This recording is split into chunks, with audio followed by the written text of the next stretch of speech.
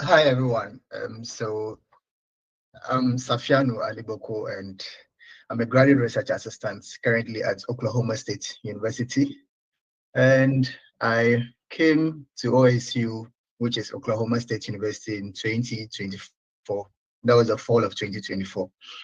And that makes me a year old currently in Oklahoma State University. And it's exciting to join you guys all and share my experiences through my journey. And hopefully you can pick some inspirations and lessons from there. Okay.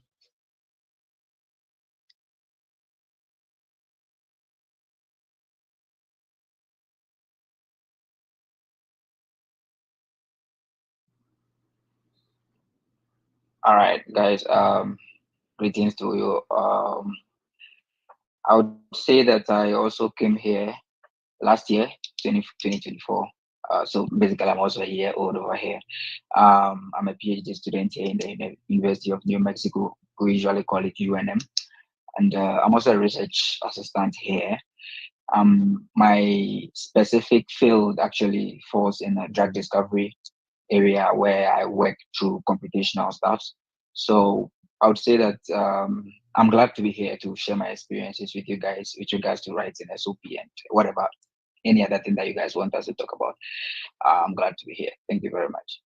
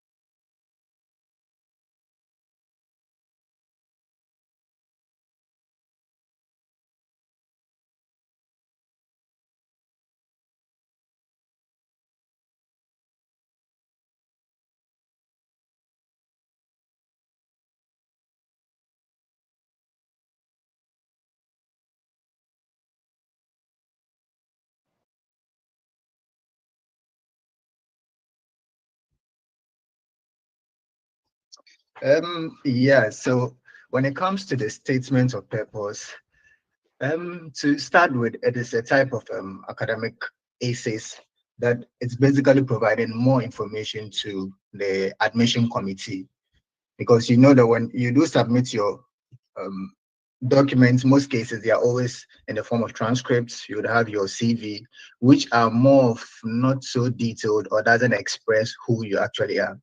So the statement of purpose is trying to elaborate or give some context to um, who you are, your academic background, your research interest, your goals, what attracted you to their program, and why they should pick you. So it is just basically trying to elaborate on your academic background and mostly your research interest when you are coming into graduate school. Now, when we are looking at the statement of purpose, you need to appreciate that, like Steph earlier tried to highlight, some places you'd end up seeing it like statement, personal statement. Others you may see it in the form of academic statement of purpose. Others may say a letter of intent, and they basically kind of interchange depending on the school you find yourself. So you need to be careful to um, always second check the school which you are applying to, know the term that they use for their AC. So, for example, when you happen to see schools like Cornell University, you would end up seeing that they have two types of ACEs. They would have the statement of purpose there and also have a personal statement. And in their context, they would clearly state what they want the personal statement to be like, and also state what they want the statement of purpose to also look like.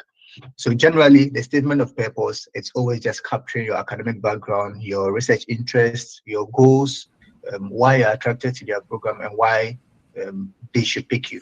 But when it comes to the personal statement, if you do have a school distinguishing that, it's mostly trying to elaborate on your personal motivations or life experiences that have motivated you to want to pursue graduate studies in the field that you're applying. Unlike my school, Oklahoma State University, they clearly would state to you, which I would just share in a couple of moments. what they say a personal statement looks like. So they would clearly tell you that they see it similar as a statement of purpose, they see it similar as a letter of intent. So in the context of Oklahoma State University, you are good to go. But key things that you should always make sure you capture, whether they distinguish it or not, make sure you do capture your academic background, your research experiences, or either work experiences or internships that is related to the program. That is very key for you to understand, because the letter usually would be restricted. Some schools will give you about less than 500 words. Others would not give you a word count, but tell you at least 1 or 2 pages. And some would even cap it at most 2 pages. I'm yet to even see schools that go beyond 2 pages. So these are things that you should always keep in mind when you start to write your statement of purpose. Yeah. All right, that's very helpful. And I would like to find out from you, Eugene, do you have any different thoughts from what Safiano has already said, and how you think you understand the SOP, and then how you think it should be approached. So let's hear you, please. Yeah, I think most of, like, I mean, everything that he said is right, of course. Um, Writing a statement of purpose, or however your school is going to define it, depends on whatever category or specifics that they want you to include in your document, right? Some schools will call it letter of intent, statement of intent, however they describe it. Almost every school usually plates their specifics or their descriptions on their websites as to the details that you need to put into your writing. And if you do your research very well and you're able to get your hands on these points that you have to write on, it's going to like make you go far, because those points are just going to be like a guideline for you.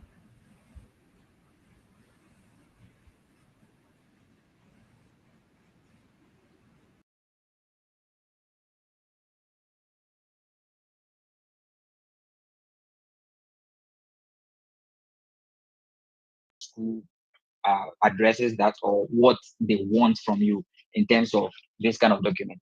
Another thing, the only little thing I would like to add is that uh, writing a statement of purpose, you should try and understand what it is usually used for. Okay, so uh, an admission committee is usually what reviews, or the body that reviews your statement of purpose.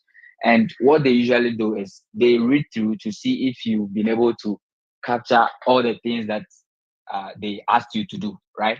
And if you capture some and you leave some of them, it means that you're going to be, I mean, losing points, or you might not even attract their attention with regards to your application, right? So the best thing is you follow whatever we are going to be telling you here, and as Saf also said earlier on, make sure you get all the details and then include each and every of them in your writing, because that is what they are going to be basing everything on.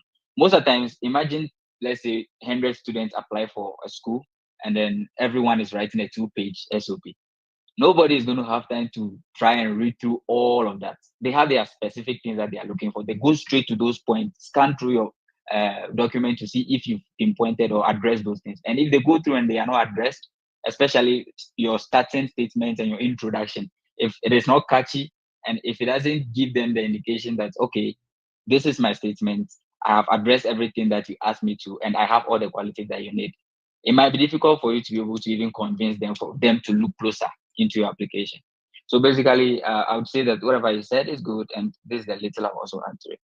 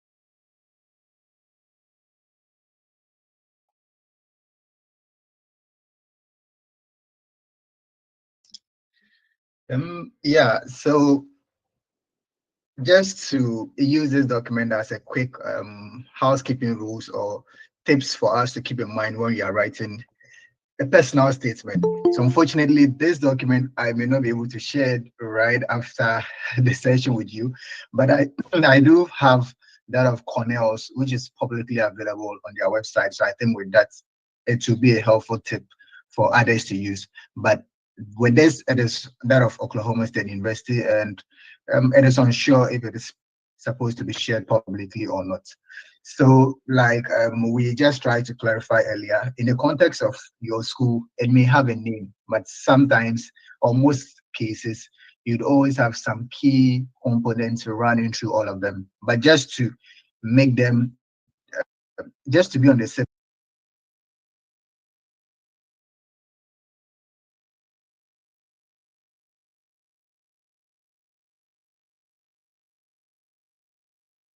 see that Oklahoma State University is trying to tell us that they see personal statements as an admission essay. They could also call it a letter of intent or a statement of purpose.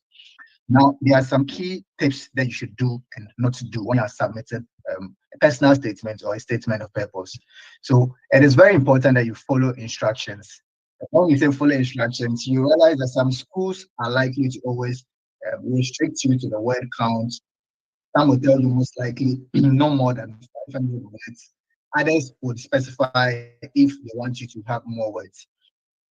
There are also instances that they would restrict you to the page numbers. So most cases I see maximum you shouldn't go beyond 2 pages, and others would also further tell you whether you should have your essay written in a double space or 1.5 space between the lines and so on. So there are rules that they will sometimes attach to their website,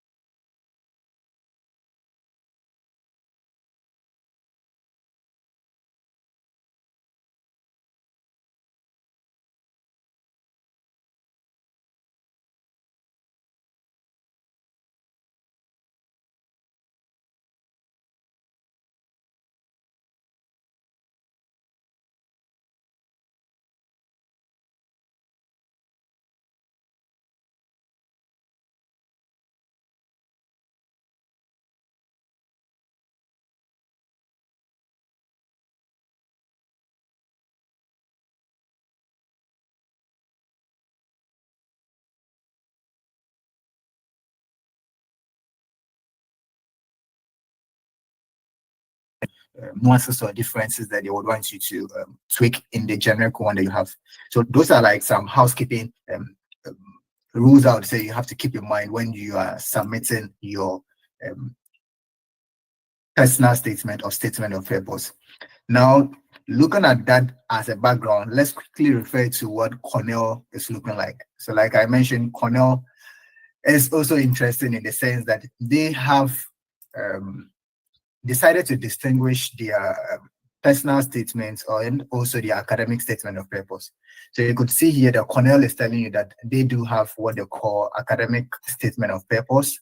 And why they find it important is that it is basically giving the reviewers or the academic committee an understanding of your academic background and interest. So like I said, this is like a key thing that runs through them, your academic background and your research interest. Because graduate school largely is looking at research. Most cases, that is what graduate school is all about. And it's also giving you the chance to illustrate in your own ways what sets you apart from other applicants. So like I mentioned earlier, you've already submitted your CV, which other people also do. You submitted your transcripts, your recommendation letters. So those are more of like standard documents everybody else is submitting. So one unique thing that you likely also find or use to express yourself is through the statement of purpose. Now, the Cornell happens to have a structure for how you should write their academic statement of purpose, or generally just a statement of purpose, which is similar to what I would always recommend, whether a school has separated their personal statements or their academic statement of purpose. Most likely, you have to always introduce yourself first. And by my experience, what I've noticed is that when people are introducing themselves, they make it more like a very personal statement of purpose, like trying to use a life history or a life story about their family members that were sick. That is a direct thing I've been saying. You see some people using a story like, oh, I began to, I'm in the space of nutritional sciences, so I'll use a nutrition related topic to explain what I mean. There were times I see people write their introduction by starting to say, I first fell in love with nutrition when I realized that my grandmother had diabetes mellitus and she went to the hospital. And so it's always like a storyline. But one unique thing I've seen is that it is like a common trend across a lot of personal statement of purpose that I've been seeing. And in my view, I don't think it sets you apart. Like Cornell is trying to say, this is a space that you want to like demonstrate that you are different from a lot of people. And when you keep using those kind of generic things, even though for you, you may not be copying other people, but it gives that kind of impression, because if they do have, they've been seeing those kind of statement of purpose. So you try as much as possible in the introduction not to make it just about those kind of generic storylines where people talk about their family members, made them, in most cases, they even link it to their undergraduate studies. And truth to be told, majority of us going to undergraduate studies, we really didn't know much about this health conditions that you would say those are the reasons that influence you to go and study there. Most cases, graduate school is trying to reflect why you want to continue after your undergraduate studies. You've done undergraduate, but what is making you try to go into graduate school, which is largely going to be dependent on research. So I always want you, in my view, or based on my experience and writing, I always try to provide a background information on an area of interest in nutrition that I want and why that is particularly of interest to me. So even if I have a personal story about diabetes mellitus or either chronic diseases per se, I try to have it as a public health issue rather than just make it about myself, which is most likely going to bring that generic version again. So I'll read my master's level introduction, how I did my master's level introduction to relate to what I mean by trying to provide a background information on the area of interest you want to pursue in graduate school. So let's just look at this shortly. We'll read that shortly to see what it looks like.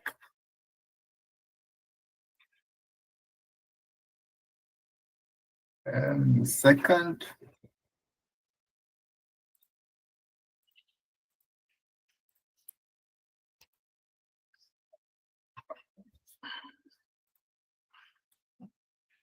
Okay, I don't know if it's my Word document screen visible. Okay, Cornell's website. A second. Is it visible now? Yes. Okay, so when we try to relate to what I mean by trying to start your introduction at, so basically you are just framing a public health issue in the field of nutritional sciences or generally the sciences. Try to frame either a public health issue or a research topic or a particular area of field where you want to venture, and try to frame it in a way that is of public interest. Because research is basically about investing money into your work. So if you are doing something that wouldn't affect human lives or that wouldn't have a public significance, then most likely it is as good as not going into graduate school. So try to frame whatever personal story that you have that relates to health or either the sciences, frame it as a significant problem. So here I try to begin my personal story by relating it again to an area of interest that I want to do. So you could read that for the past several months, I have worked as a teaching and research assistant at the University of Cape Coast Department of Clinical Nutrition and Dietetics, and as a dietetic intern at the Cape Coast Teaching Hospital, where I had the opportunity to collaborate closely with a team of researchers, nutritionists, and dietitians. So here I'm trying to highlight my personal journey and what led me to identify the problem that I want to pursue graduate studies to come help solve. So through this work in Ghana, I've seen firsthand the glaring presence of the triple burden of malnutrition and how nutrition-related non-communicable diseases, including childhood and adolescent obesity, undernutrition, and food insecurity may hinder progress in scaling up and achieving sustainable public health development, including the SDGs that I mentioned them. What I've come to realize here is that largely a lot of people, that's the ultimate goal. You are trying to contribute to the sciences or health to achieve some goals. So generally, it is quite easy for you to relate to your area of interest to the sustainable development goals. These issues are not unique to Ghana, rather. So instead of me trying to talk just about Ghana, the point is that the area of research in the sciences mostly is trying to influence population as much as we can. If I try to restrict it to just Ghana, I think Ghana is too small for me to restrict my area of interest. So I try to highlight that where I come from led to me identifying some issues. But I noticed that the issues are not just unique to Ghana, rather they are common across low and middle income countries. Therefore, I aim to apply the experience and knowledge gained as a master's student at OSU in my community and other low and middle income countries to develop and implement school nutrition programs geared to address childhood. Already I've highlighted these problems ahead. So I'm now trying to link what I would do with my master's, which would be to help address issues of obesity, undernutrition, and food insecurity in low and middle income countries and Ghana. So here you realize that I made my area of interest very specific in the sense of my journey. My journey was kind of quite clear. Before I wrote my personal statement, I already knew I was getting my admission, and whoever was going to receive me was working in this area of interest. So I had to just make my research interest as close as possible, even though I have other research interests. But just in the context of this, my SOP, I made it quite close. So it is quite similar to what I wrote for my PhD as well. And yeah, this just gives us a sense of what it looks like by writing the introduction. So you basically try to highlight the problem as early as you can and what you aim to do with your, or why you want to pursue either your master's or PhD in the area of field that you've identified as a problem. So that is how I would suggest or always recommend your introduction to look like. So no matter the type of personal experience you have, except we do have unique cases that's maybe a strong story to carry you forward. But I've seen that it's kind of a general, a lot of people do have those kind of introductions. And I think it doesn't add weight or set you apart from other people. So always try as much as possible to try to recreate that personal story into a public health issue, link it to some serious goals, like most cases, the SDG goals. And then you try to either end up by writing your objective of why you want to pursue graduate studies. So then when you are done writing your introduction, the next case would always be to, when you're done writing your introduction, the next case would always be to proceed. The next case would always be to proceed and write about your academic background or either work experiences, research experiences, internships that have kind of influenced or prepared you to be able to pursue your graduate studies. So you can write your personal statement in kind of two formats. some people choose to write it in a chronological order. It's like having an introduction, which is talking about their life story in a very chronological order.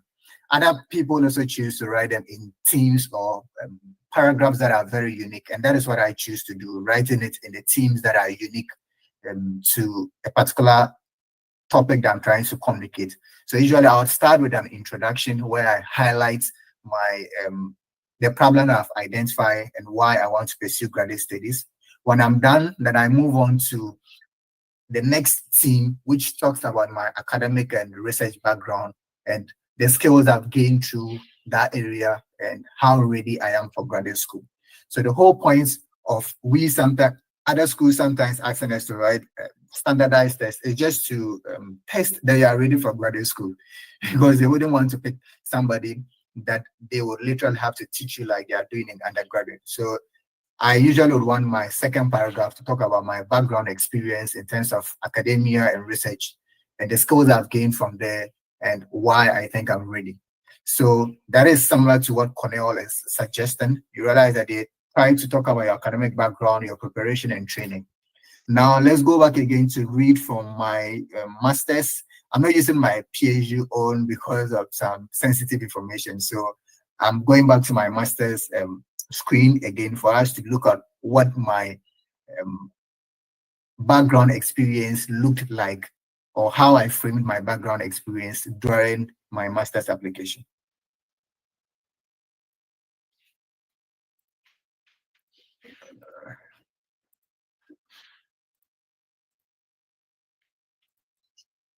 Okay, so when I finished my introduction, I was transitioning into my background and research experiences. I tried to frame, this is how it read like, I've had several research experiences and professional development projects.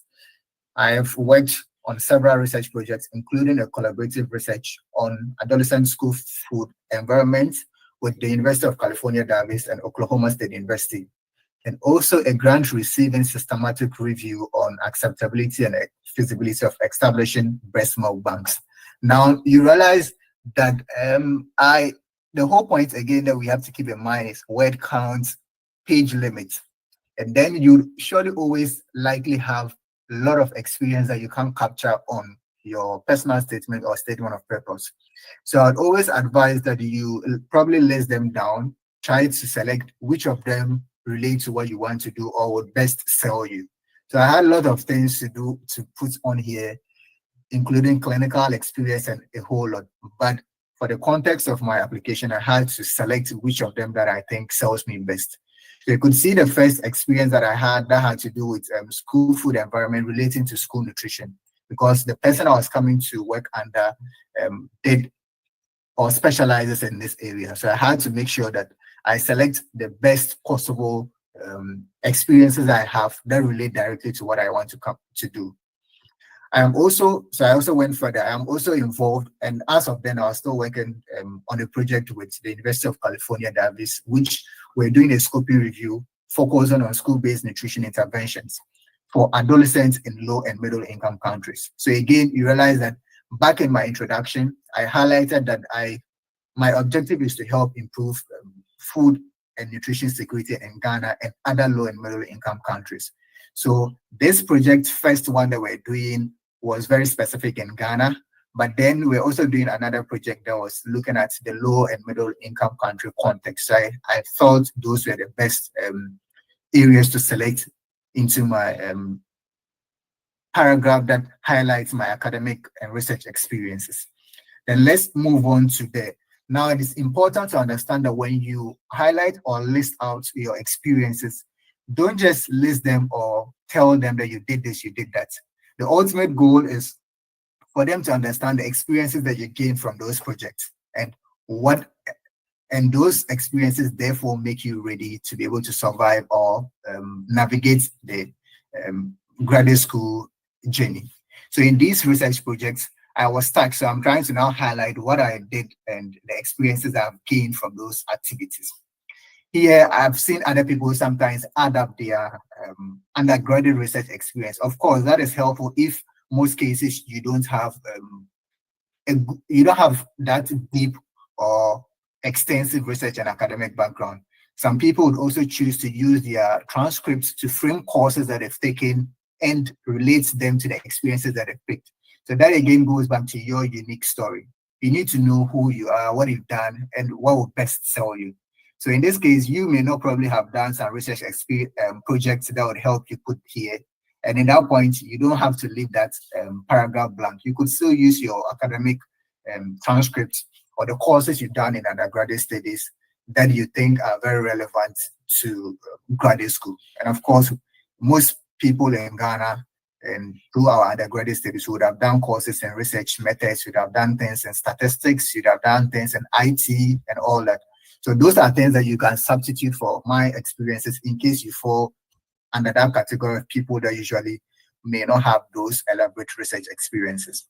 So I'm trying to now highlight what I've gained out of the project rather than just listing them. So in these research projects, I was tasked with activities including the search and retrieval of scientific literature, data collection, data management and sharing, and writing scientific manuscripts. So those are the activities I engaged in.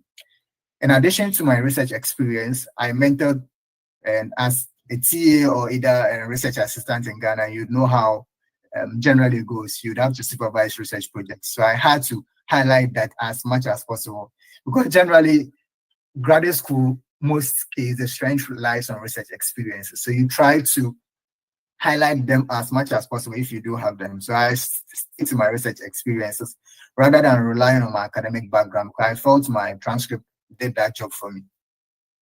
I was selected for the yearly cohort 2, which looked at issues that had to, which was the initiative of the former president of the United States of America, Barack Obama. So I felt this was important, not necessarily because it's Obama's initiative, but the courses that I undertook in that area. My current project that we are working on is seeking to inform school nutrition policy. So in this program that I did, my track was under public policy. So it was important for me to include that. And also I looked at issues of ethics, which is very important in research. So the yearly program presented me with the opportunity to train in models on ethics, contemporary issues affecting Africa, and public policy and management. So this all tied back to what I want to do or what my research is going to do. Subsequently, my yearly post-training activity allowed me to engage in a 1-month internship with a registered dietitian and a public health professional from the Cape Coast Teaching Hospital. So when it comes to my clinical experience, there were a lot of clinical experiences, but in my graduate school, I am not towing that path of the hospital again. So I left a lot of all those things out. I am confident that my background, my academic background, practical experience, and passion for nutrition make me a strong candidate for the program.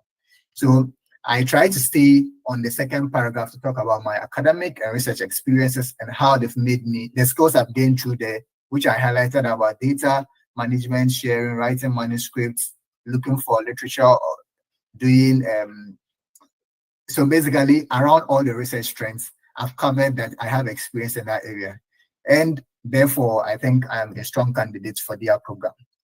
Now I move on to my next. So once you are done with that paragraph, the next paragraph I usually will try to highlight is what drew me to the program and what my research interests are and what I want to do when I'm able to complete the program.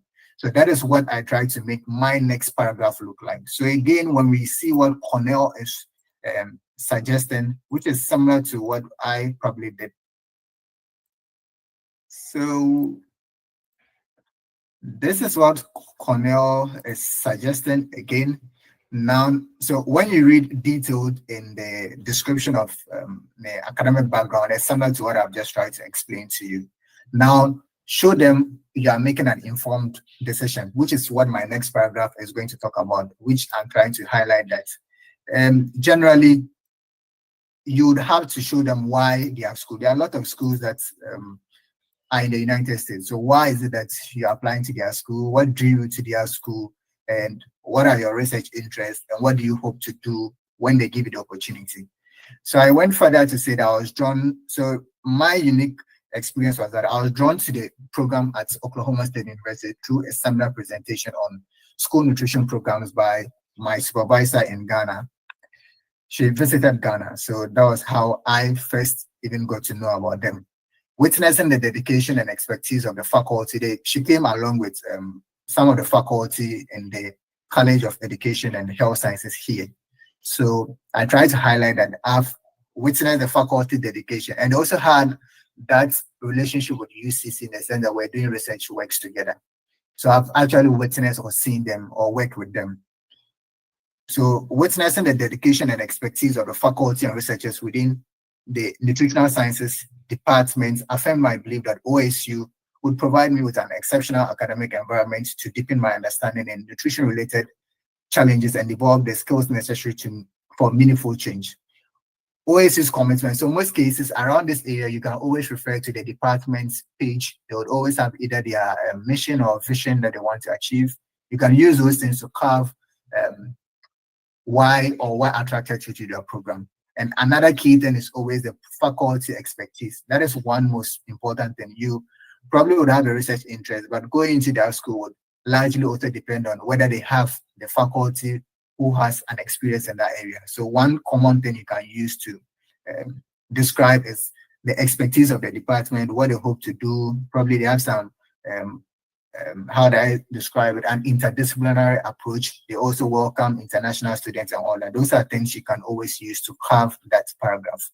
So always a commitment to interdisciplinary collaboration and engagement with local communities aligned with my own values and aspirations. I'm confident that being immersed in this dynamic academic environment with access to their resources and opportunities would provide me with a background or a platform to contribute meaningful to the field of nutritional sciences. So that is how I was drawn to their program on that paragraph. The next thing is trying to talk about what my research interests are. I am highly enthusiastic about advancing my knowledge in nutritional sciences. I am particularly interested in exploring contemporary issues of school nutrition, food security, and nutrition-related non-communicable diseases. School children spend a significant portion of their day and consume a considerable portion of their daily calories at school. Thus, school nutrition programs have become increasingly important in tackling food security and nutrition-related non-communicable diseases. I aim to explore and develop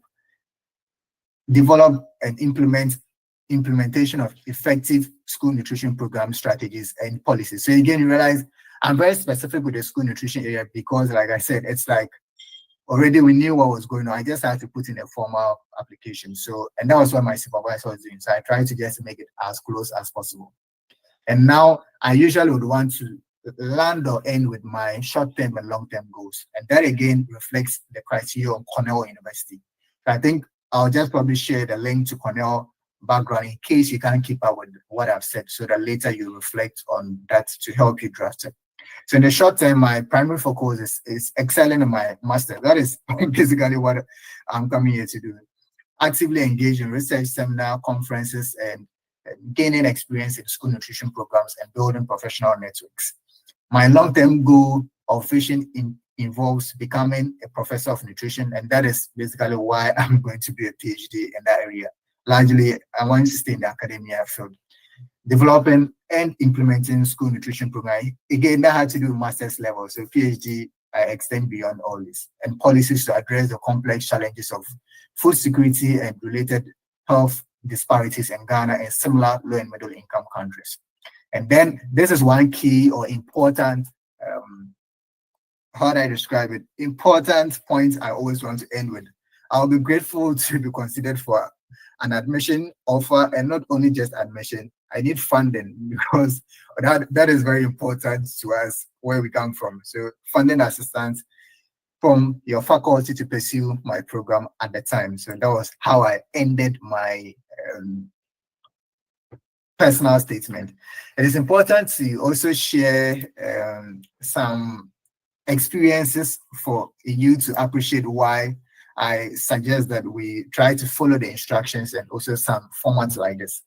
Earlier on, my personal statement of problem or personal statement or either SOP in this context, I believe we do appreciate the distinctions that we've already made.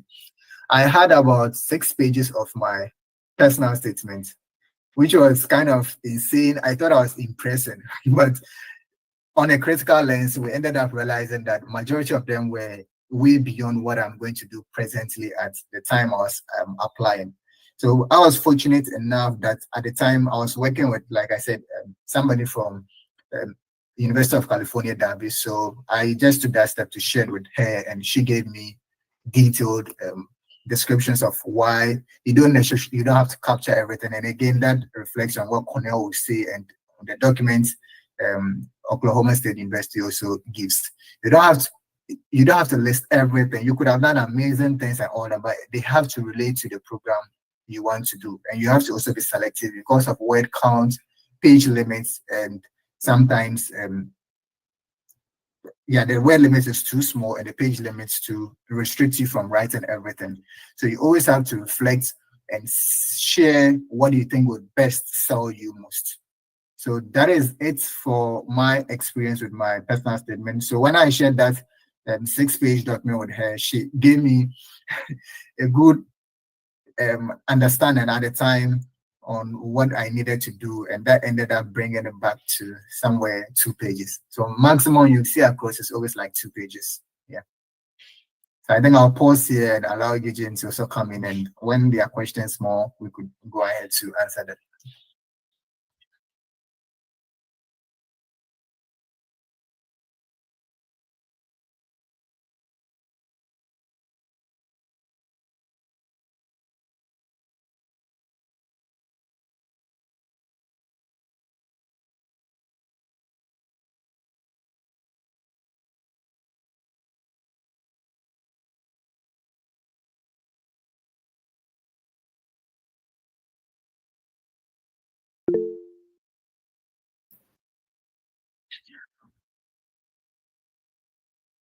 Okay, yeah.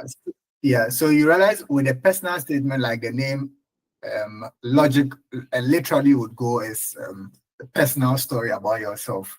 So in that context, like again, I think it's important to distinguish this. Some schools interpreted their personal statements as the same of a statement of purpose. So you need to appreciate that first. If the school doesn't clarify this, I would always advise that your personal statement should be more about your academic background, your research experiences that is making you ready for the program that you are coming to study. That is one point to appreciate. Now, schools that would specify that they appreciate that personal statement is personal about your story. They need to understand who you are, your story, and how it's influenced you to study the program. They would also tell you that the statement of purpose, like we've mentioned, it is trying to highlight or let them understand your purpose in academia or your purpose in graduate school. So when in the context of this, let's put them two distinctions like set as accent. When you are looking at a statement of purpose, it is more about your academic and research background, not only research background, it could also include your work experience, your internships, if you've done even any shadowing work. So it's more about your academic and research background or work background that is making you ready for the program. But when it comes to the personal statements, in context of that, it's more about your personal story or life journey. So you try to relate your life journey, how it has influenced or motivated you to want to pursue the program that you are doing in graduate school. Yeah.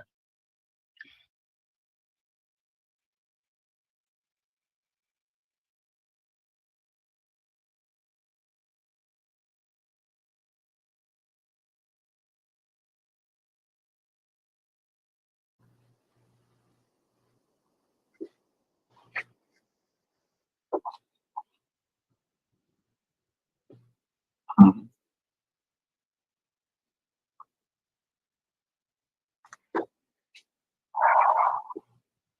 Yeah, I would say that it was an SOP, statement of purpose.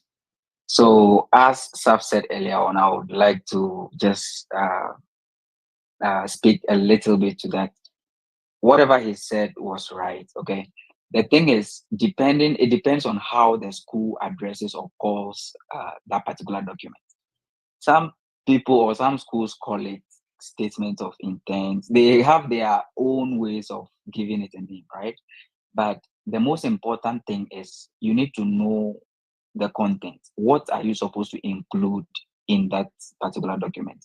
And you can only get this when you go to the school's website and then you check very well, ask questions. They always provide it.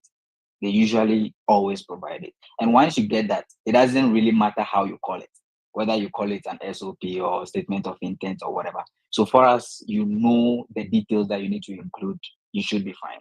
Okay, so let's keep that in mind, that the name, that designation actually does not really uh, uh, define what you should write. However, what the school specifies is what you need to include. Okay, now just to start with what I have to give, all right. I'm not going to be showing my SOP, but I'm going to give you specifics of what I wrote, what I included, and all that, and then the little strategy that I added, which I also learned from a lot of people. See, this SOP writing or graduate school application journey is a whole lot of thing on its own, right? You take advice from a lot of people and you use those advice to be able to help you to be able to draft or to make your story unique, right? So I'd advise that when you get the opportunity, try as much as possible to let people read through your SOP for you. Let people advise you on what they think you should add and shouldn't add, regardless of whatever the school says. Okay, you still have to include whatever the school says. However, you can always tweak it a bit to make it an outstanding one. So the first thing that I would encourage everybody to, try and then look into before they start drafting their SOP is to contact maybe a potential supervisor, right? The reason I said that is if you have a potential supervisor and you know the specific field in which he is, then you would know how to draft your SOP to fit very well. Because the idea is that I think Saf mentioned this, that if you specify a particular area in your SOP and then it comes out that the school or the department doesn't have that expertise, then they wouldn't be able to offer you admission, because even if they admit you, they will not be able to give you what you want, right? So if you have the opportunity to contact a supervisor, or if you have the opportunity to contact a supervisor, or you have the opportunity to go through the website to see the expertise that are available in the department, that will be very, very great, so that you know how to draft your SOP, the specifics to include, and the kind of fields or topics you need to mention in your SOP. Okay. So I think Saf has mentioned a lot of things. I'm just going to go straight and then address some few things that I included in mine, and then would take you guys your questions. Usually, I believe in question and answer, because questions allows us to be able to know directly what you guys want, okay, or what you are lacking, so that we can, maybe if we have that knowledge, we can share it with you. But just to give you a brief idea of what I did, I'll try and then share my okay. Uh, there's no need to even do this. Okay, I can just quickly show you. All right, so these are some of the things that I want to talk about. If you want to draft an SOP, okay, in my opinion, there are 5 major questions that you need to try and then tackle. All right, Saf has spoken about a lot of them, so I don't want to go through and then give you. This is literature. When you go online, you can always find information about all these things, but the most important thing is our experience and then how we manage to maybe draft our own, right?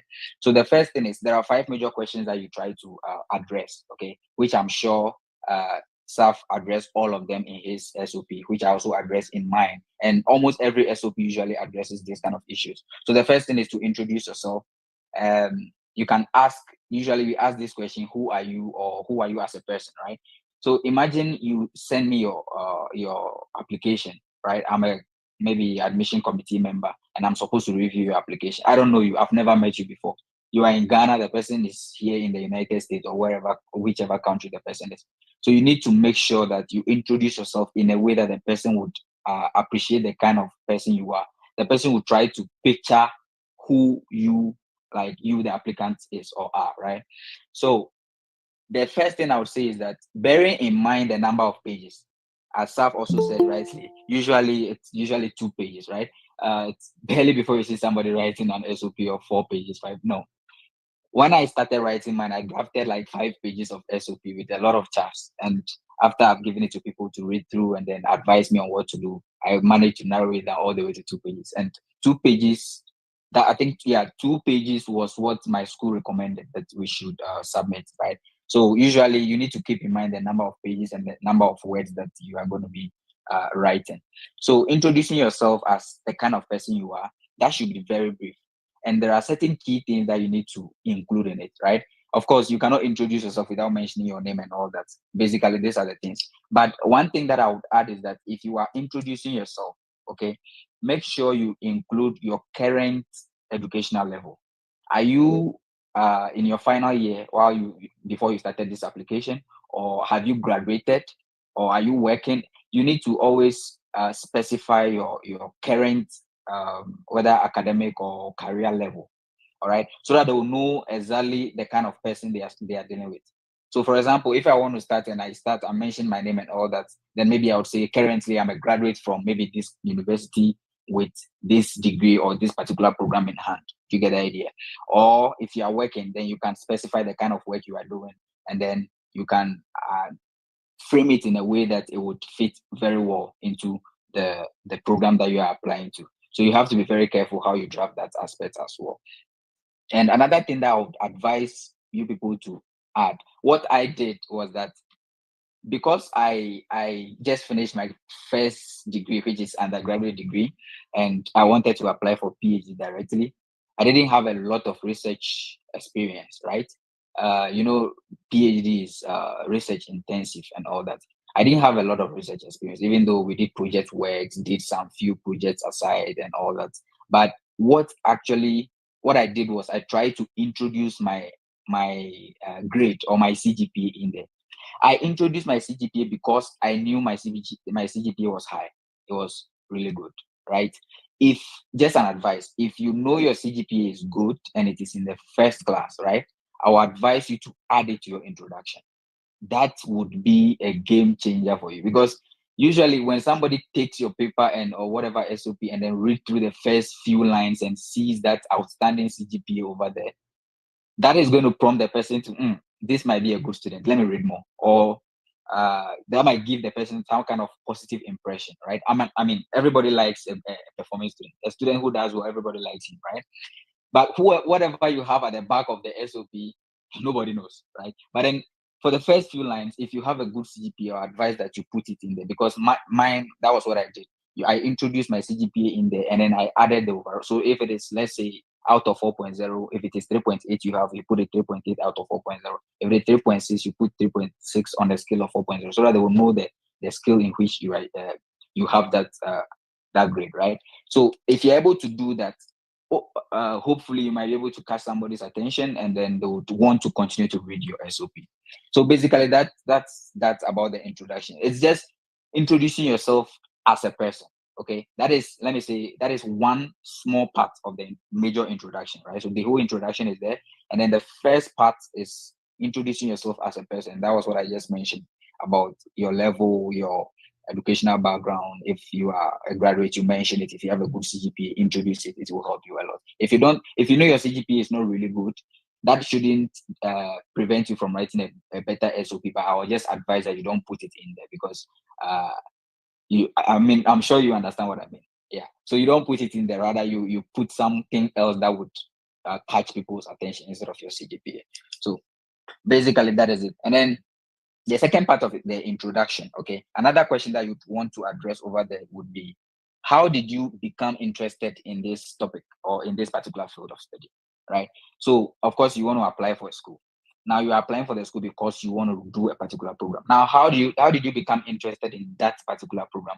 This is where Saf was talking about the fact that people usually go through a particular trend of giving stories here and there.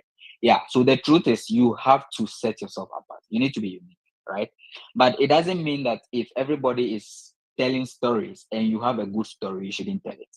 Okay. I had a story that I had to frame a bit to fit into my program, right? The reason why I was able to frame my story to fit was because I was able to contact a potential supervisor, and I know exactly what he was doing, and I need to make sure that my story fits perfectly into whatever he's doing. so that when they are reading your SOP and they get to that part, once somebody starts reading that, the first thing that comes in mind is, oh, okay, I think this is what this particular professor is doing. This is what this particular professor is doing. But if you do or write something that is very generic, nobody is going to appreciate that and even be interested in reading more about it, right? For example, if I ask you why you are interested in, let me use myself as an example. If they ask me why I'm interested in pursuing computational chemistry, and then I say that I am just interested in it. I love doing computation. I like to maybe code. I like to do scripting. I like to study molecules using computer. What is that? That is too general. I mean, everybody can say that. Even a class 1 student can just say that, yes, I like mathematics and I want to just be a mathematician, right? But you need to give them a reason, a tangible reason why you are actually interested in that particular program. And mind you, everybody has a reason. See, I understand. Usually, when you start writing an SOP, for example, let me take myself. When I wanted to write my SOP, for about like 1 or 2 weeks, I didn't know what to write. I didn't know the story to write, even though I had a story, but I just didn't know how to bring it out from myself. I had a story within me. I know I have the reasons in there, but I'm just left with some kind of push to be able to bring everything together to put it on paper, right? So you need to know that no matter what or who you are, you always have something. There is something that actually pushed you to apply for that school or to do something. Even if nothing pushed you, and then maybe it was just an opportunity and you just want to embrace it, there is always something you can write, okay, that can how will I even put it? There is always something that you can write that can trigger that switch, okay, in the person who is writing or reading your SOP or analyzing your SOP. You get the idea. So basically, I would say that try not to be generic. Make sure you go into detail and then find something that is specific to yourself. There is nothing wrong with telling stories. I mean, yes, it is obvious that a lot of people tell stories and all that, but there is nothing wrong with it. You have to make sure that your story is drafted in a way that it fits a particular faculty's specialty in that department. If it fits somebody's specialty in that department, trust me, it is a good story. And you make sure you write it in a way that it is not generic and you don't just copy it from somewhere. You get the idea. So what I did was, in my story, I actually used my just to give you a surface of it, I used my mom as the basis of my story, right? Computational chemistry, drug discovery. I need those IT skills. I need those skills that can help me to be able to work in research institutions, pharmaceutical industry that can maybe fast track this drug discovery processes and help us to be able to discover therapeutics that can be able to cure sickness, especially cancer, and then any other sickness at all. Of course, computation can do a lot of stuff, right?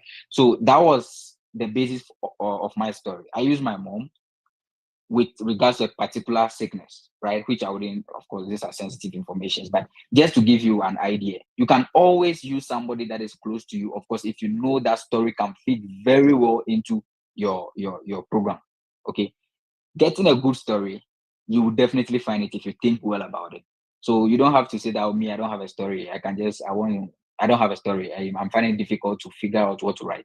You can always get a story, but don't worry as to whether the reason is coming instantly or not. It doesn't usually come that way. However, you need to start from somewhere. You start stupid.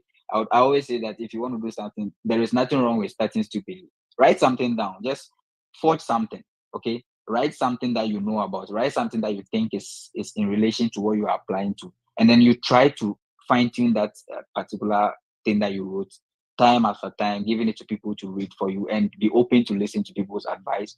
And by the time you edit that particular, even if it is just a line, by the time you edit that line for 2-3 days, you realize that, okay, you are making some level of progress. And once you start making those progress and you have the confidence, you'll be able to think about stuff and write a lot of things yourself, right?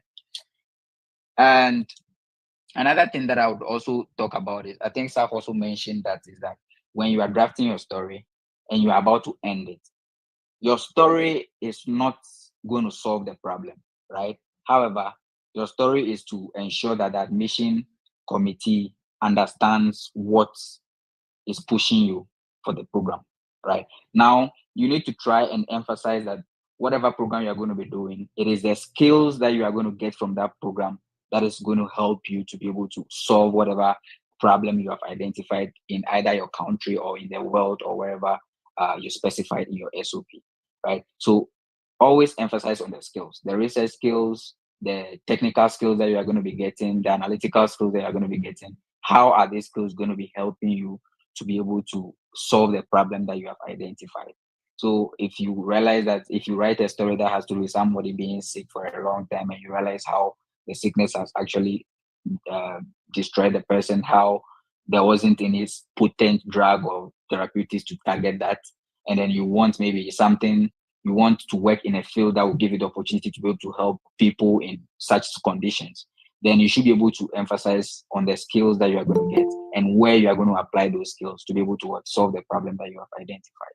Okay, so basically that is what I would say with regards to creating your story. Again, I'll emphasize that start stupidly. Don't be afraid to start stupidly. Just write something down, put something down, and show it to somebody. You fine tune that thing, and before you realize it becomes something. You yourself, if you start reading it multiple times, realize that, oh, you actually had something in you before you didn't know, right? So just try to write something, no matter how stupid it is, right? Now, the third question that you can also, or you have to tackle is that what have you done so far in the field that you have chosen? Okay, so what have you done in the field that you have chosen so far? I want to do computational chemistry. Have I done anything in that specific field, or even if it is not in that field, have you done anything that is related to it? Okay, I've been in that situation before. I did biochemistry in my undergraduate, right? And we know biochemistry, of course, is related to health, related to food and nutrition and all that. But how is it related to computation? That is the question you have to ask yourself. Sometimes that relation might not be there directly, but it doesn't mean that you necessarily have to do something in that field before you can, like, definitely be admitted into that program. No, people switch programs. People switch programs all the time, right? But then the thing is, it depends on the weight of what you've written or what you wrote in your document. That is what is going to speak for you, right? So I would say that what you have done for yourself, if you are somebody like me who doesn't have a lot of research experience from the scratch, right? What you can do is you let your transcript speak for you, right? You try and highlight specific courses that you did that are in relation to the program. And again, to emphasize on that, it is good when you speak to a faculty and you know the area in which that faculty is, and that faculty is maybe willing to maybe accept you as a student, right? If you know that, then you know the specific courses that you can list or highlight in your SOP that would make you stand out. You highlight those courses. You can specifically mention certain professors that you helped with in terms of their project works and all that. If you have supervised projects, you can mention that, as I've said earlier on. You can also talk about internships that you did. In my case, I spoke about my transcript, which is the courses that I did that are in relation to the computation. I spoke about my internships. I did internships in hospitals and some few industries. And wherever you did your internship, it doesn't really matter. Internship can uh, broaden the people's view about you. I mean, it doesn't necessarily have to be in that field. However, it shows how hardworking you are, how you can take on pressure and all that. It tells a lot of things about you, right? So you can talk about internships if you, even if it is actual work that you are doing. Okay, maybe you go employed in a particular company or wherever. You can pinpoint all those things and also emphasize the skills that you got in those areas or the things that you did that might be able to help you to survive in the program. Survival in that master's or PhD program is another important thing. So always make sure you make reference to the skills that you always get from whatever thing you listed in your SOP. If it is your courses, you can talk about the analytical skills that you got in the mathematics skills, whatever skills that are going to be helping you in the PhD program. If it is your internship, you can always talk about management and all that, collaboration and all that. You can talk about a lot of things over there, right? Just make sure that you don't mention a lot of charts because there are a lot of things you can see. However, as I said, make sure it is in relation to whatever a specific faculty is doing in your department because that can be very, very helpful. All right. Then another thing that I would also talk about would be why you want to study in this particular university? Okay, why do you want to study in that particular university? Out of all the universities in the world, why did I decide to choose University of New Mexico? Okay, I had some personal reasons. However, I think I shared this during our first session that I have one of my senior men who is here who actually helped me a lot with some of these things, right? Apart from that, there are a lot of things that you can always pinpoint. Okay, there are a lot of things that you can always pinpoint. Keep it in mind that you are trying to convince somebody, just like you selling a product to somebody. You are trying to convince somebody that you are the right fit for their program, and this is why they should pick you. So if you are stating the reason, for example, I cannot come and say that I have a senior man here who is helping me, so because of that, I cannot say that I have a senior man here who is helping me, so because of that, I want to come here and then maybe stay with him or be with him because he can be able to help me survive in the program. No, I need to talk about things that the school can give me, tangible things that the school can give me. And some of the things that I spoke about and how I did it was I did my research about the school, and then I tried to find specific things that the school had. And one thing that I found outstanding with regards to the University of New Mexico is that the school is situated at a place where there are two national labs that are surrounding the school. So we have Sandia Labs and we have National Air Force Laboratories over here. Now, these two labs are reputable national labs that does a lot of great research, right? So I took advantage of that, mentioned those labs in my SOP, and spoke with regards to the fact that this will be able to give me collaborative opportunities for me to be able to work with people, connect with people from other fields, and give me the kind of resources that I need that I might not be able to get in my country to be able to work, right? Because if you are dealing with intensive or high level research, you need resources. And if you don't have those resources in your country, and you read about your school and you realize your school has those resources, or there is a way your school can provide you with these resources, then it will be a very important thing to highlight or list these things in your SOP. That would tell them that you actually did your research. You get the idea.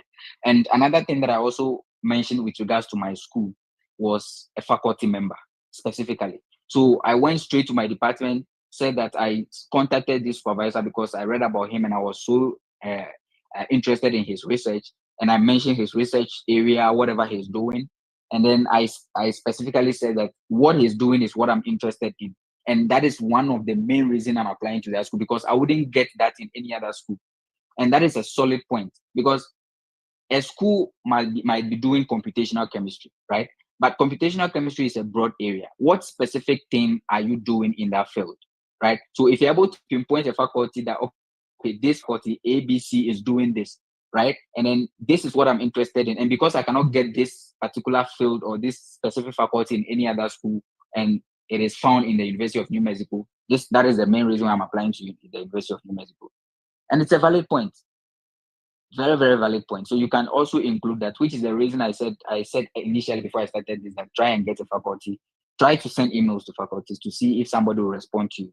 But if you don't have any response from anybody, it doesn't really mean that you cannot write your SOP. Of course, you can write your SOP by getting information from the department's website, because they usually list the expertise of all the faculties over there. So you can just go there, pick anyone that you are interested in, and draft your SOP and make sure you mention some few faculties. In my situation, I mentioned I think 2 or 3 faculties, but then I specifically emphasized on one person, which I also mentioned that I was already in contact with him and he has accepted to take me as a student.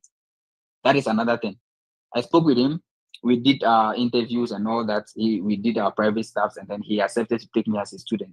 So what did I do? I made that speak on my behalf. I placed that in my SOP. That alone would tell whoever is on the admission committee that I've already done my homework. I'm already like 50% on my way to the school, right? So it will even be difficult. Imagine there is a reputable professor in the department, right? And there is somebody in the admission committee who is reading your SOP and read very well that you said you had already contacted that supervisor, and that professor said, okay, he or she is ready to take you, and that supervisor or professor is reputable. Do you think that person is going to just throw your SOP away? No. The idea is that you have contacted somebody, that person is in the department. And if that committee member actually knows that person you are talking about, that carries a lot of weight. Okay, so that is one strategy that you can use. Those of you who have contacted people or who are yet to do, just try, at least put in the effort before. If nobody replies your email, then you say that fine, but just try to put in the effort, because that can really, really make your SOP stand out. All right. And another thing that I would talk about with regards to what I spoke about with regards to the school is other general stuff like Saf also mentioned. So you can talk about their diversity, how they welcome international students, how they do not discriminate, and then they, welcome all races and all that. You can talk about all those things. Talk about their cultural styles, what you like about them, and you can just write those things briefly. But then the most important things I would say would be mention specific infrastructures that the school has that you might not get from any other school. Mention faculties that you might not get from any other school. Mention specific things about the school, certain things that the school is well known for. Okay, there are some schools that are well known for specific things. Once you mention those things, people know that, of course, you are not going to get them from anywhere. And those things can help you stand out a lot. And you can only get these things when you take your time to read about the school. See, the school's websites have a lot to offer. When you go to the website, you can get a lot of information. But what some of us do, including me, during the initial stages, what we usually do is when we go to the website, we just go straight to the department, scan through, and once we don't get what we are looking for, we are done. And then the other things what we start to do is we start to look for generic information online. Google has a lot of information from different sources. However, if it is not specific to your school and your school doesn't actually give preferences to these details, you might not get what you want, right? So I would advise that we stick and make sure we know your school's website in and out. You are applying for a job and you don't know about the company. That is very bad. Read about the school, know it roughly by heart. Because even if you go for your visa interview, those of you will be applying for visas, they might even ask you questions about your school. So you need to know your school in and out, know what they need, what they want, what they don't like. With that, you'll be able to write a perfect SOP, specifically with regards to the reason why you are picking that school, which is a very, very important one. I think basically those are the things I actually captured in my SOP. Just to give you a quick summary, I made my CGPA book for me, which I know some of you might have. Even if you don't have it, there are always different ways to tackle this. I also made sure that I introduce myself in a way that I don't have to put in a lot of personal stuff. Introduction is they want to know you personally, so just put in something brief. Your current status. Are you graduated? Are you still in school? Are you working? What are you doing? What do you have? What do you have to offer the school, right? Why are you applying for this program? Craft a nice story that fits you, that is unique to you. Don't be afraid to write, even if it is 50 pages, write it down. Just pour everything down on your paper. And then from there, you can start refining it bit by bit. By the time you are done, you will definitely get that 2 pages. Trust me, you will definitely get it. And when you do, you read through that SOP and you realize that you've done a great job, right? Writing SOP shouldn't scare anybody at all. I was a victim. When I started as I said, when I wanted to start writing SOP, I didn't know what to write. And I was so scared. But after I drafted just a rough one, about like 5-6 pages, which is full of chaps.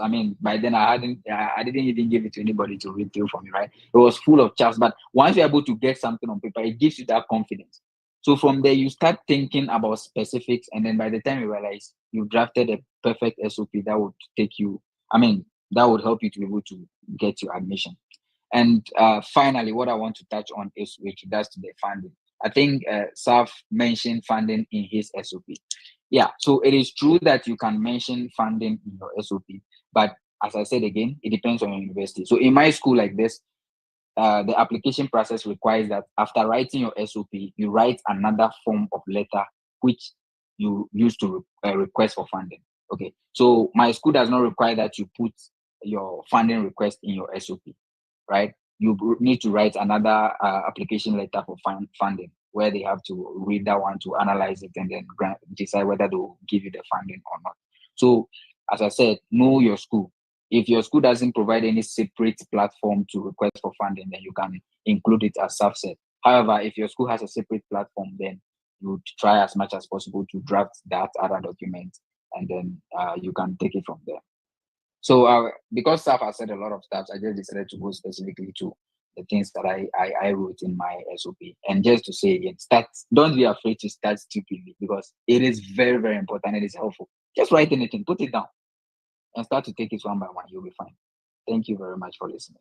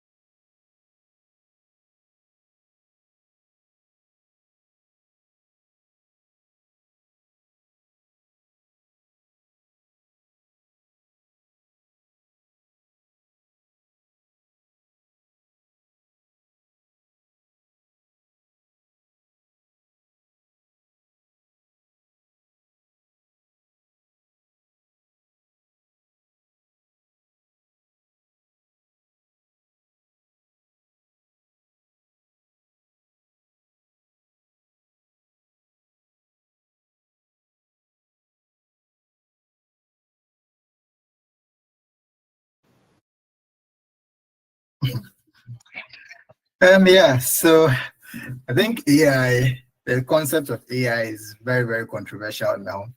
But from where I sit, and based on graduate seminars that we've done last academic year, here AI is welcomed. But the whole concept is that it shouldn't be the one to start everything from scratch for you. So some people will just go on ChatGPT and describe that I'm applying to so and so school. I needed to write an SOP on this. So some people just let ChatGPT start from scratch, which is where you would end up seeing that it's likely to produce generic and also repetitive concepts that may reflect that other people are also doing the same in their area. So yeah, like Seth has highlighted, it's important that you would dictate how ChatGPT does it for you. I recommend that you write up, like Eugene mentioned, writing, we all learn while we are writing, and you cannot always sometimes have the perfect time to write. So just always make that first step. You could even decide to always have little time, maybe every 15 minutes you put down something, take a 5-minute break. So you can dedicate like an hour a day to just write something. So just write everything about your journey, what you've done, your experiences, write them down. And then you can have a structure for it. And then most likely you may now use like what you've written. But again, I wouldn't recommend submitting the entire document to ChatGPT or any AI model, that it should just rewrite everything for you. So I would always recommend that once you are done doing that, so let's say the introduction, you could probably copy just that concept and give it to an AI model. But then that's where your prompting comes in. So when you're communicating with these models, prompting is very important. They do have like specific languages that would help it retain your original concepts, retain your language, but most likely it will be grammar and rearticulation. Of course, the models will write better than you. So yeah, write your concepts down, but you could use those models to just enhance or rewrite it to have a very logical flow. But then again, it's very important that once it's done doing that, we have something called human in the loop validation. Just don't copy and paste and move on to the next session to continue. Like read over it. There may be some tweaks you want to always do to what it has written. So yeah, it is helpful to use the tools, but it shouldn't be the one to start everything. It's your journey, like it is your story. You have done it, write it down. So in my concept, I usually would recommend that it should be like a grammar rephraser, just to rephrase your language for you. But for it to do entirely everything, no, I wouldn't recommend that. But from here, where I've such experiences, it's accepted here. It's not like how I've noticed back in Ghana when they say somebody else use ChatGPT, like it comes with some level of view. They think the person is dumb and all that, but it's welcome. Just make sure that you don't let it be the one to start everything from scratch for you. Put down your concepts down. Like we said, we all start stupid. We just don't write from scratch with a perfect concept. We start with something and adds. So writing is kind of inspiration. Once you start to write, the concept starts to come up. So yeah, put down your point and let the language, if you want, rephrase your grammar for you and articulate it better. But yeah.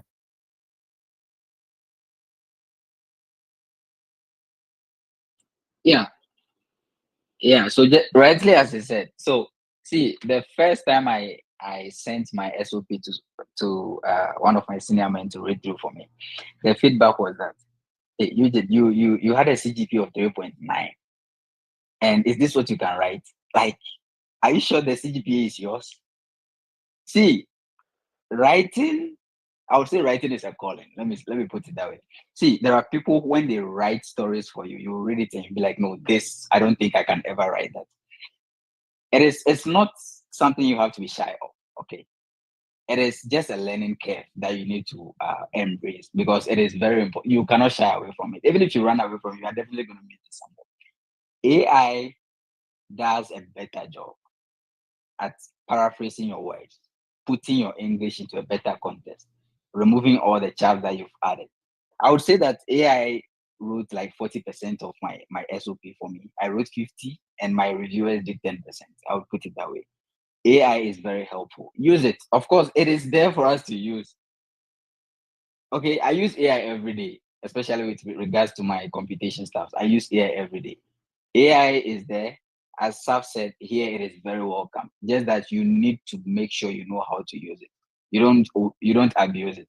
And if you are somebody who doesn't like to read a lot, please then don't use it. Because if you write something for yourself, let's say you have a draft and you give it to ChatGPT to paraphrase or add some stuff for it to read for you. If it does that and you do not read through, trust me, if you open ChatGPT, at the bottom of it, it says that ChatGPT can make mistakes. It can even change the whole concept of your message.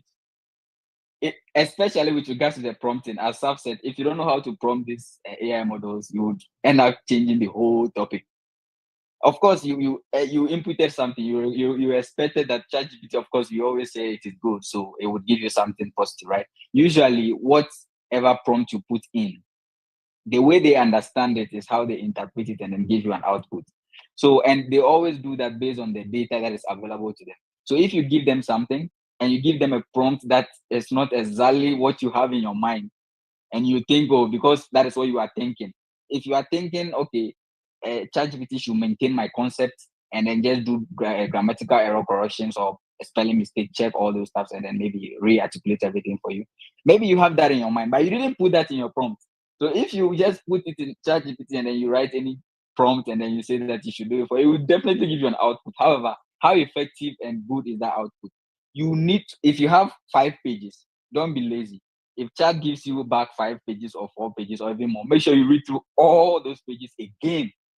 And then you can, I always like to print my things out. I print it out. I have a hard copy. I take my pen. I circle. I underline. It's your paper. Check. Just make sure it's like just do it like you're analyzing. You are doing mathematics or something. because your admission depends on it, right? So make sure you read through whatever AI gives you again, because it is initially it was your idea. Now AI has refined it. Usually what they do is they check your mistakes, reconstruct everything, and then put it into whatever perspective that your prompt says, right? And then when they do that, you need to read through again.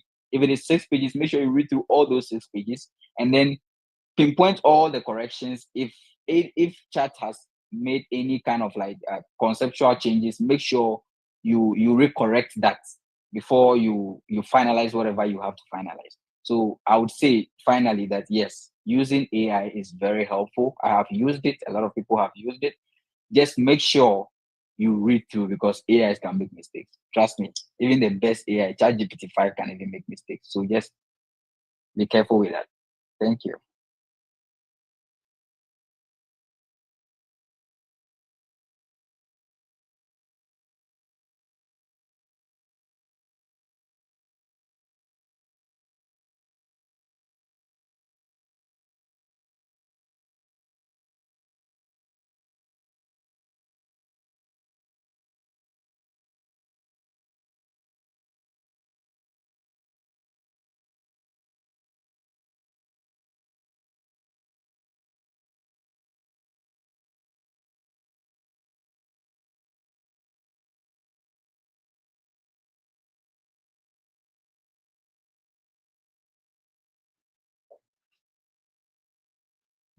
Yeah, I would say it does exist. Okay.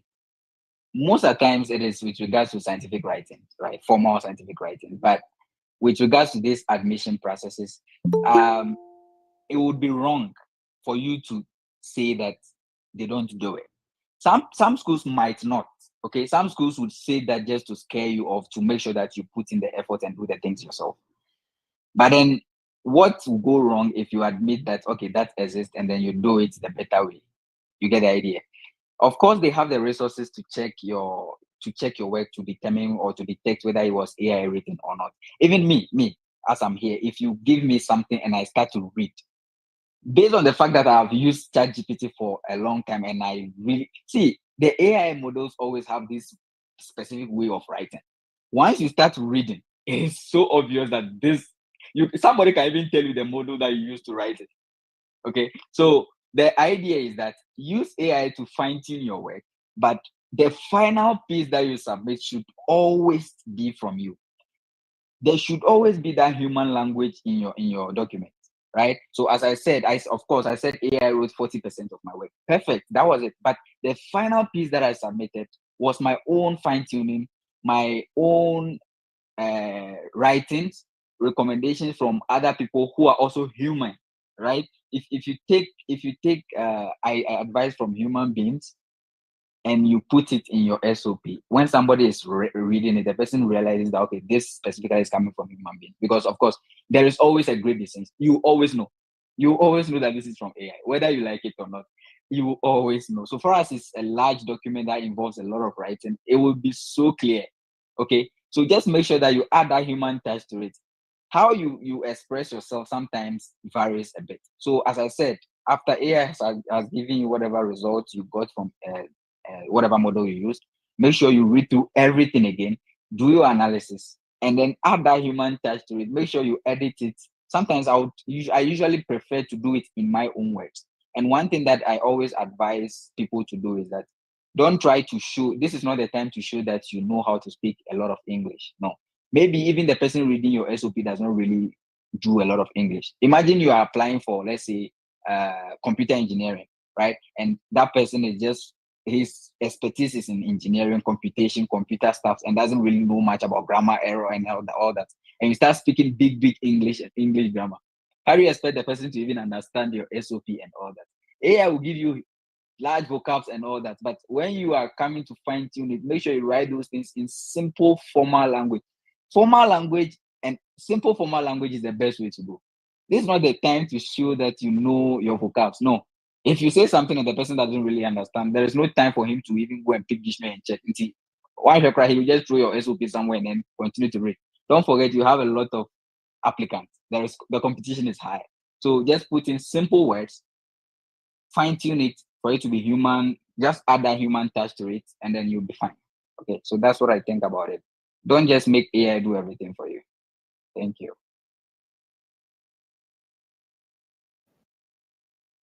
I I share largely what Eugene has expressed. It's I think the whole idea is that they try to prevent you from letting ChatGPT lead the way or write it for you. Because the whole concept of you applying or submitting your document is for them to know you. So if you use the AI models and you let them do the whole write-up for you, and those stories don't actually reflect who you are, then it's like you've wasted their time to review your documents and also deceive them. So that is where it goes back to you listing or writing out your journey first, and then use those models to just articulate the language or either synthesize it much better. Yeah. So based on experience here, I think lately, earlier on, it looks like that was how it started.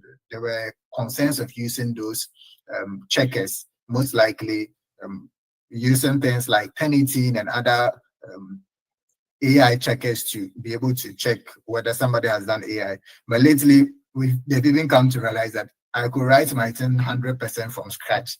You put it in the model, then you realize that the model ends up even telling that you've written it with AI generated material, and that becomes a challenge. So what I've noticed lately is that they accept it. Just that you realize an interesting thing for them to know is even like Eugene mentioned, once I pick a document to read, I know if it was done by GTPT directly from scratch or you used it to modify. They can tell from reading it. And then again, your kind of statements are always somehow related to your document that you submitted, because you've given them CV or transcript and some other bio data. It helps them to know who you are. So when they begin to read that document and it doesn't kind of have some correlation to what you've expressed to them, they are able to detect it. So yeah, the whole concept is from you using it to deceive them or write from scratch. So yeah, it's now I don't think it's been a big deal for now. So again, just stay true to your journey and let it just modify the language for you. And then again, when it's done, like we said, human in the loop validation, read over it. There's some grammar, everybody can tell GTPT, ChatGPT now. So just read over it and make that little changes. It wouldn't harm you. Yeah.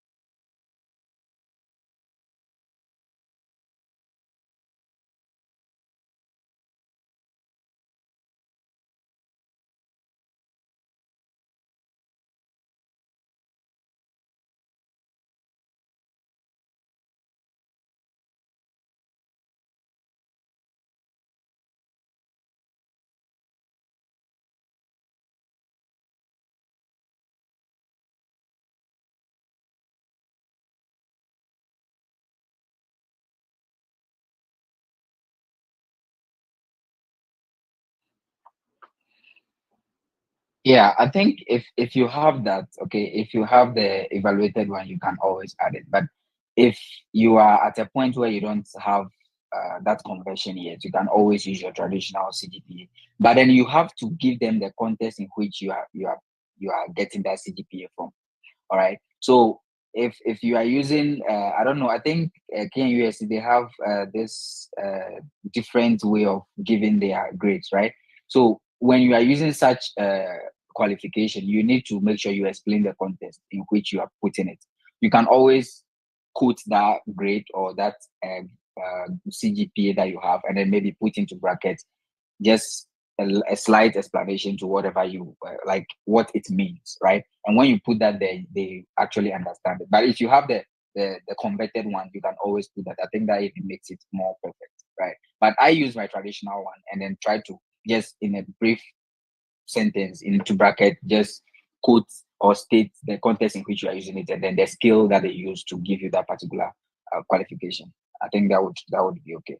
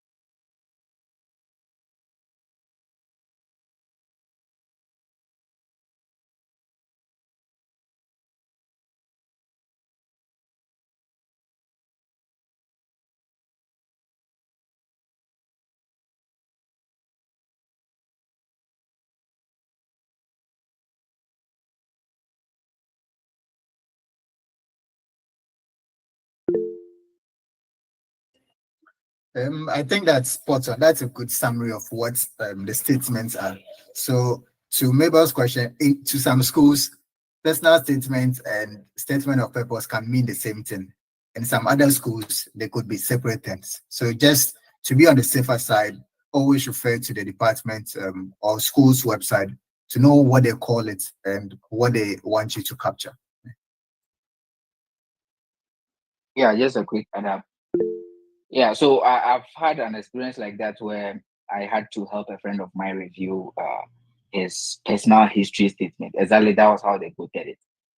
And I realized that the specifics that the school gave was a little bit different from what we always know as SOP. So as we said, the name does not really matter, right? The most important thing is do your homework and then go to the school's website to find out exactly what you need to include into it. And what they specified in that particular statement that my friend had to submit was his personal history, his life challenges, his motivations, and how he managed to overcome these challenges, right? And how these challenges are going to help him to be able to survive in the program. So you realize that they have their specifics, even though we always say that SOP has to do with your academic background, your research goals, your career goals, and all that. But the school, if the school tells you write ABC, just put in ABC, make it well presentable, and you are good to go. I think that's all I have.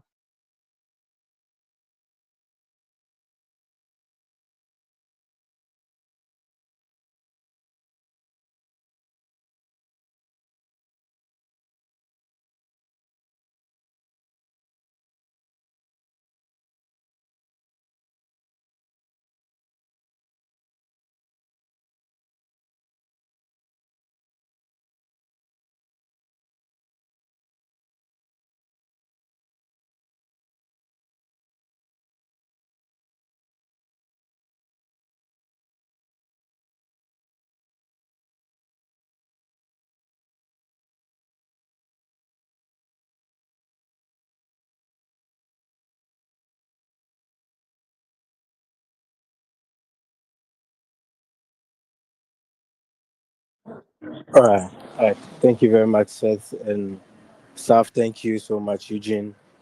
That was that was an amazing inclusion you made. Please, I have a question. Eugene made a statement that you can input your CGPA in the statement of purpose if it is good. But here is the case. Some of the applicants have a low GPA, let's say 3.2, 3.1, but they did the worst evaluation and then it has shot up to somewhere around 3.8, 3.9. Is that also a good point to include in the SOP?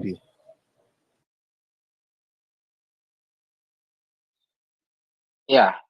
So I would say that it depends on the skill. Okay. So everything always, like every CGP or scoring system has a skill. So if you attended UCC, you realize that UCC we always take it out of 4.0. Some schools take it out of 5.0. So far as you're able to put the skill attached to your grade, you are okay. I will only advise that if you realize your CGPA is far away from the final scale, then please don't add it. The idea here is that see the how will I even put it? What we want to convey, or the trick here is that we want the person to be interested in reading your SOP. If I show you my SOP, within the first 3 lines, you see my CGPA over there. And I even made it bold. I bolded it so that you'll be able to see it clearly. And that was the strategy I used. I want to catch your attention so that you have it at the back of your mind that, okay, even if I'm not a good student, I still have a good CGPA, and you can verify it from my transcript. And once you know that, you would at least have that perception that, okay, this person is a good student, so you continue to read or find more about the person, right? So yes, always include the skill. If it is out of 5.0, add it. If it is out of 6 or 4.0, add it. But if it is far away from the skill, then don't add it. I think that would be a bad idea. Yeah.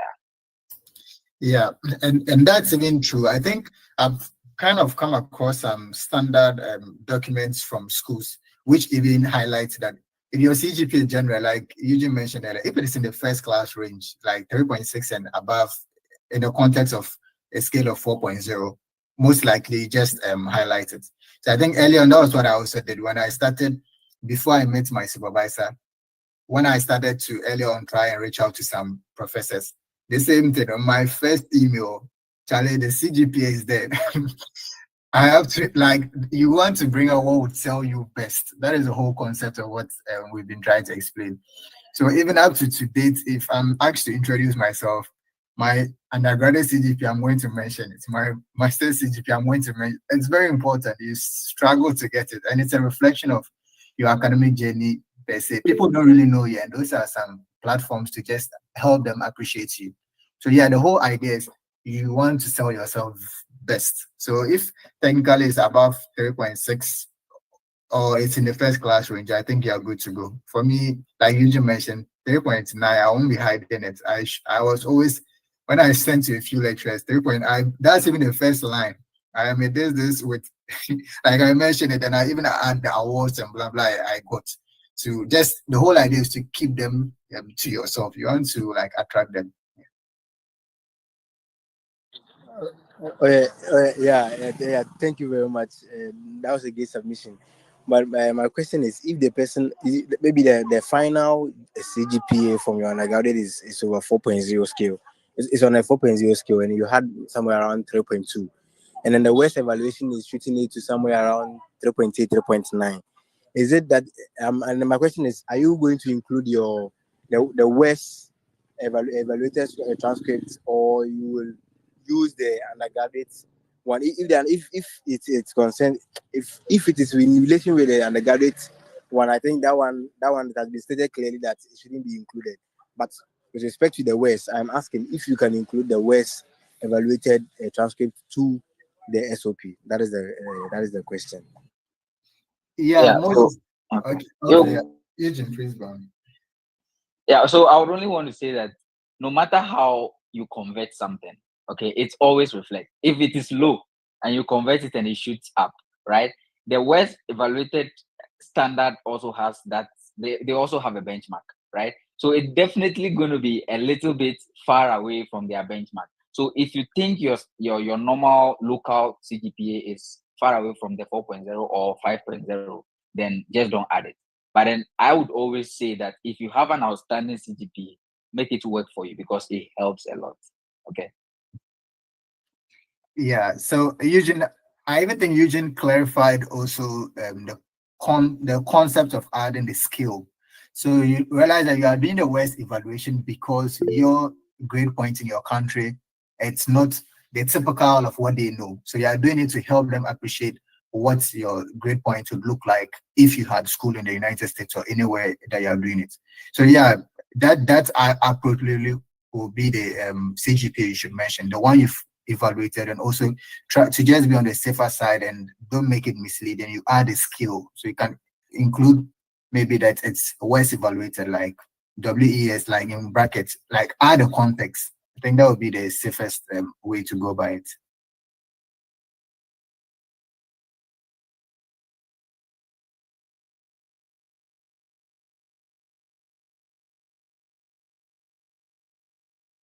Thank you very much.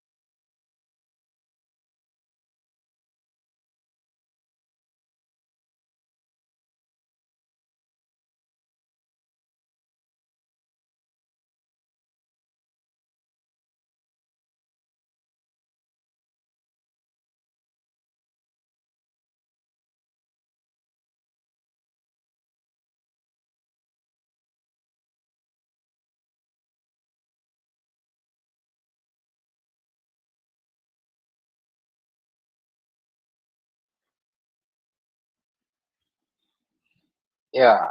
I would say that there are three major things that I usually would recommend that you do. Okay.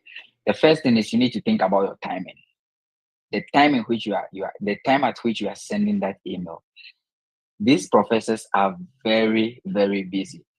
I think last 2 weeks I was speaking to one of my professors here in UNM, and then he was telling me how students flood his email or his inbox with messages.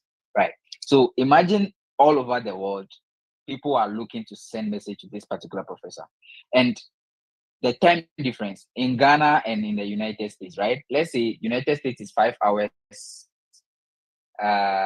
late, right? So Ghana is 5 hours ahead of the United States, right? Now, if you wake up in the morning and then you send an email to, because you think, oh, Ghana people go to work at 8 a.m. or 8:30 a.m. or 9, so you think at that time the lecturer will be at work or would be active. When you send an email at that time, before the lecturer, because of the time difference, before the lecturer sleeps and wakes up, your email is buried already, because a lot of people are sending emails into his inbox, and by the time he wakes up and checks his inbox, your own is far in the middle somewhere that he might not even look at it. You get the idea? So the best thing is to check your timing very well before you send an email. Check the time difference. Know exactly. Go to the department's website. You know where they report to work.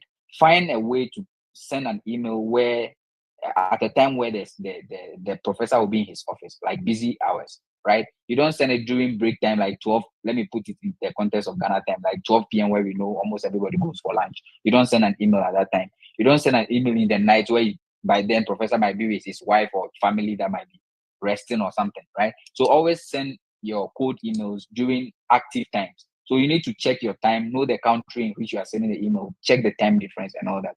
And another thing is your context. What are you writing in the email? The first few lines, even I don't know, some of us even don't know that when you are writing an email, you need to state a subject. Trust me, when I was even, it was until I graduated from UCC before I realized that writing an email to a formal email requires that you must make sure that you put in a subject. Some of us write emails without subject, and your subject is what defines the entire email. So if you write an email without a very good subject, the person will not read your email. You just look at the subject and then move on, right? So make sure you put in a very good subject, a catchy one that would force the person to be able to read your email. There are a lot of resources, as Steph said. You can get a lot of resources online, and even his public the newsletter that he wrote, you can get a lot of information from there as to how to draft your cold email and then send it appropriately. I think that is what I have to offer.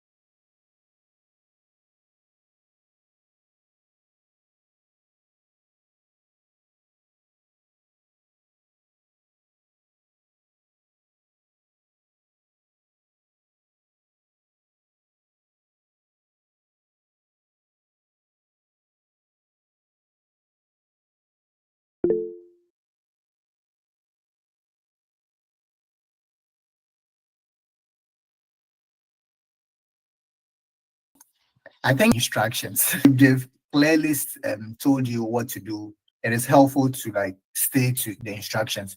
But there's one key thing that you should notice that usually before you apply, especially if you are considering funding, you would have reached out to a faculty member and you've had that relationship established.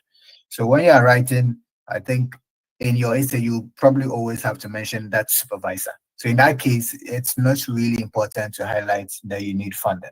I think that was when I was writing mine. I don't think I'll do that now and again. So yeah, stay to the instructions as much as you can. When they say 2 pages, 2 pages, 500 words, 500, just stay to the instructions. They typically don't behave like we.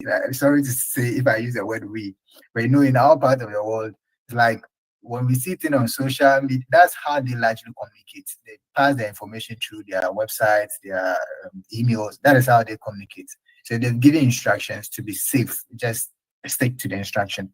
And on that aspect, usually when you have that relationship established with the lecturer, your funding is technically guaranteed behind scenes. So yeah, it's not important to include it there, especially if it's going to even contribute to your word counts going beyond.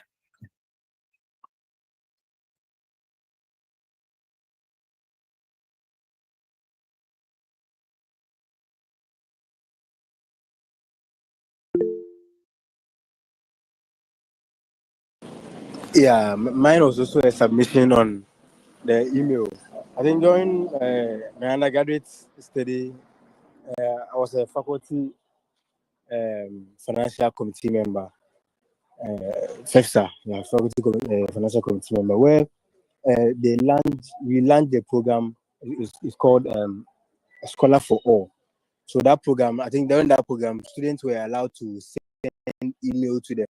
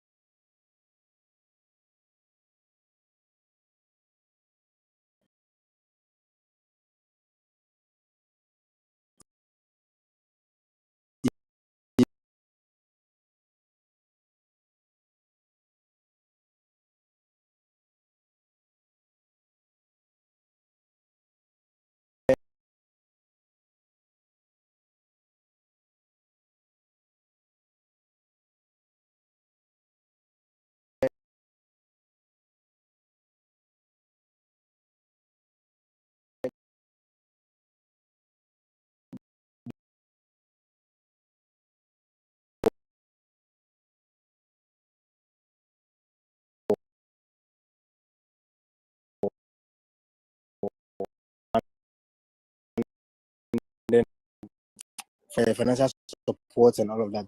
And a majority of the students were complaining that their messages are not being replied and all of that. But when these students were called for vetting, then we asked them, "Did you send email?" They said, "Yes, we sent email," and they were showing emails to us, but our inbox. It's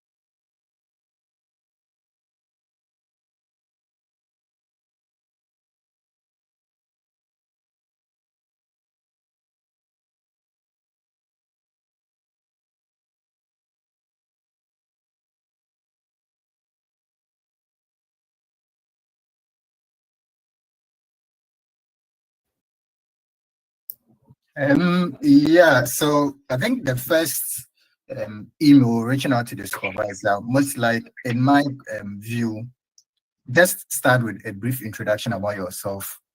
From there, you clearly state your purpose for reaching out to the person. So just a second, and let me read this for you to see what I mean by a quick. Um, so this is like somebody's own that I helped to frame it. So you hear what it looks like, and probably I'm sure that should answer exactly what you want to hear. So it reads like this. The person greets the professor, dear Professor, let's say AB. I hope this message will find well. My name is Kojo Opon Kroma, a blah blah blah with a BSc in so and so from the University of this, then into bracket CGPA 3.9 over 4.0. I am writing to introduce my interest in joining your lab and the PhD program in nutritional biology at so and so for fall 2026. I find that your research interests and works align with my research interests, experiences, and career objectives. I believe your mentorship would be a great fit as I pursue advanced training in nutrition. I would be honored if you could consider me as a potential blah blah in your lab. And then the person at attached are my CV and blah blah for your reference. I look forward to the possibility of connecting with you. Generally, when they know the trend, when you reach out to them, the person knows that that is the essence of reaching out to the person. Without about funding issues, you don't need to reach out to them. You can apply directly. So when you reach out to them, they usually know it's about funding. So it's just like introduce yourself, then quickly to the point, the purpose of you reaching out to them. You want to introduce your interest in joining their his lab and blah blah blah. Why do you want to do that? Because you find that his interest, and yeah, some people sometimes elaborate a lot on that, but look at my experience. Sometimes the time is not even there to read. So yeah, try to keep it as succinct as possible. Yeah. Yeah, I think that's what Saf has said. I mean, basically that's it. You don't how will I even put it? You are looking for a job, you've not gone for an interview, and you want to talk about salary. So just go straight, seek for entrance into the lab, seek for positions in the lab. If you're able to get that, automatically comes with funding, you will get it. If there is no funding, he will tell you straightforward that he doesn't have funding, and so he's not taking students for that particular summer session or fall session or whatever. They always know that, and whenever you reach out to them, it's about funding and opportunities. So if they don't have funding, they will tell you point blank that they don't, or they are not taking students. Yeah, basically that's it.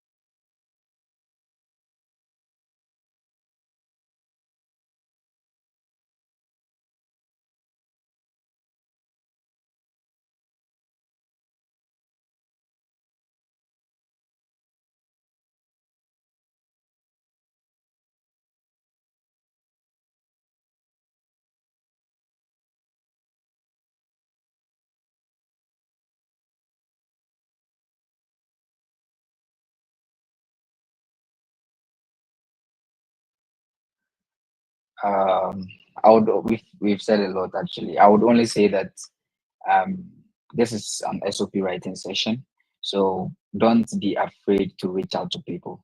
And when you reach out to people for assistance, be patient because people are busy. Like, see, if we tell you our schedules, you would cry for us. Okay. So sometimes when you give stuff to people to read through for you or check for you, sometimes we keep on postponing. It doesn't mean that maybe we decided not to do it or not. It's just because of the schedule that we have. And I'm sure you guys will testify to those of you who are also working or busy back in Ghana, you understand what we are trying to say. So just have patience for whoever is helping you read through your documents or whatever. Have patience and then just make sure you submit it early so that of course you'll be able to give that person that cushion of time to be able to have like ample time and read through. If you rush the person will not read through very well and will just give you any kind of feedback. But if you allow the person to reach back to you, then it means that he has actually read through and it has either found something or wants to commend you on your whatever you've done. Okay, so that is basically what I have to say.